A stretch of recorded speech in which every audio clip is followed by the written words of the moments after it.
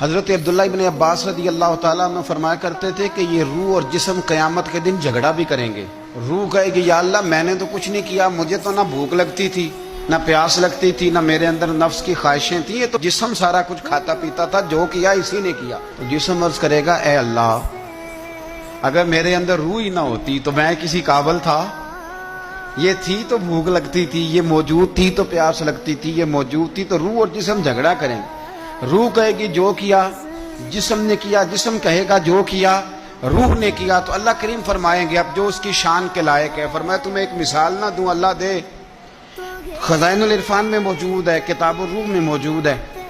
اللہ فرمائے گا ایک بندہ لنگڑا تھا اور ایک اندھا تھا، دونوں باغ میں جا رہے تھے، تو وہ جو لنگڑا تھا نا، معذور تھا، اپاہج تھا پیر سے، اسے پھل نظر آیا درخت پہ، تو وہ اندھے سے کہنے لگا اگر میرے پیر سلامت ہوتے